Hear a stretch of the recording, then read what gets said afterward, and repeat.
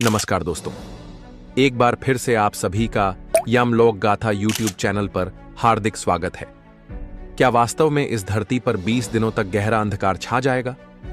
चारों ओर केवल काली रात का साम्राज्य रहेगा।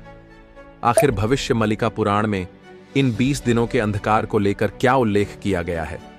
क्या सच में यह दुनिया 7 दिनों तक गहरे अंधकार में डूबी रहेगी? क्या यह 20 दिनों का अंधकार इस सृष्टि के अंत का संकेत हो सकता है?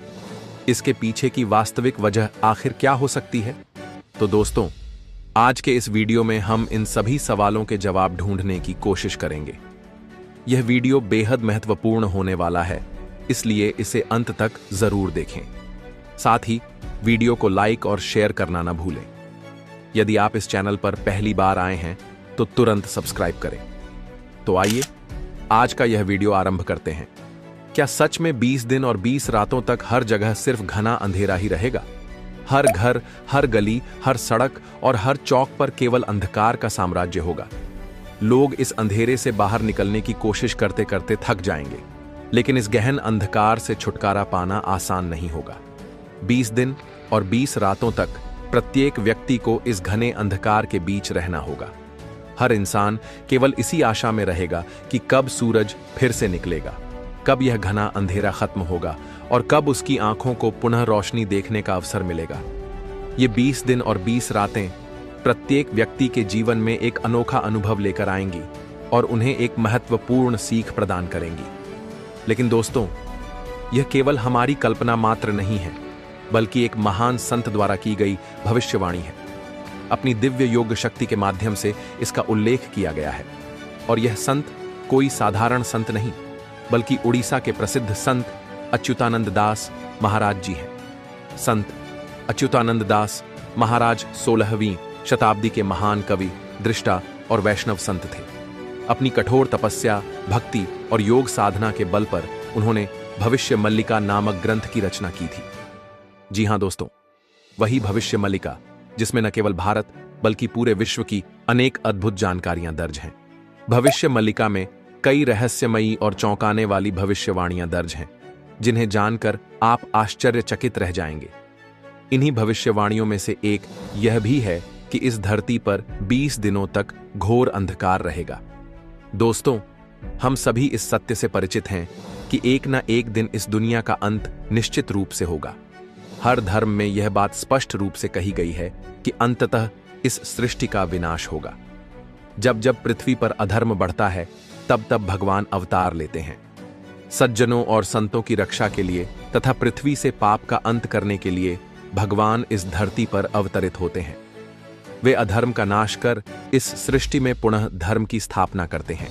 तो दोस्तों, इस विषय पर गहराई से चर्चा करने के लिए वीडियो को अंत तक जरूर देखें और अपने विचार हमें कमेंट के माध्यम से अवश्य बताएं।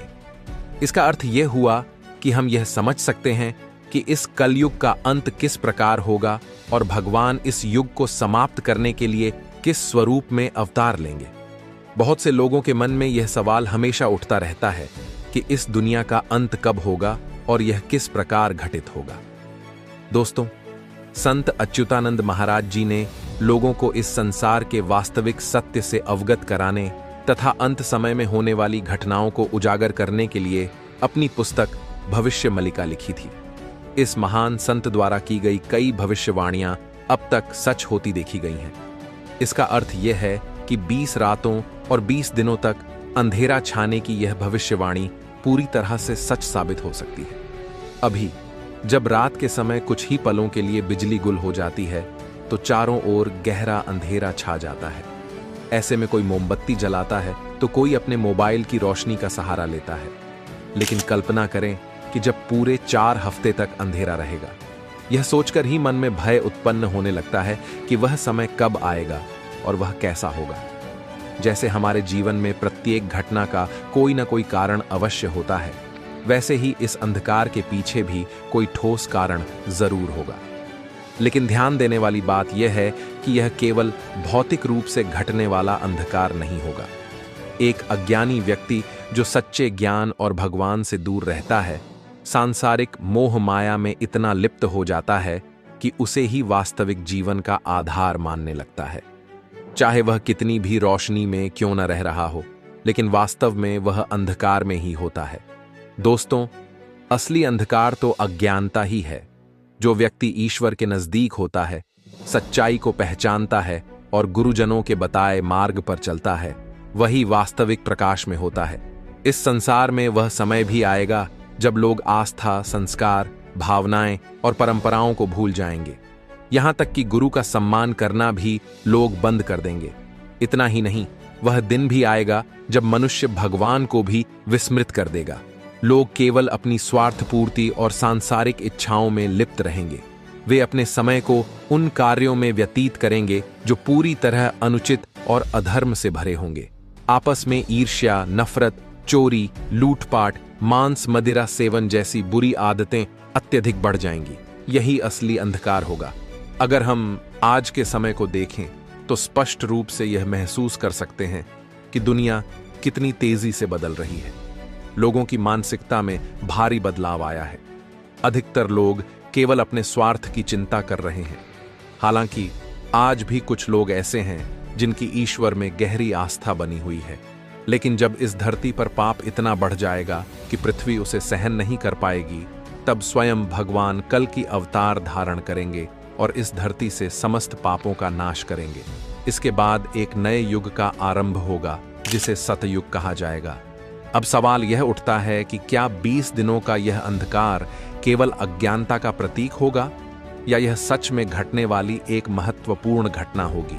दोस्तों, यह स्पष्ट रूप से कहा गया है कि यह 20 दिनों का अंधकार वास्तविक होगा और यह कलयुग के अंत के संकेतों में से एक होगा।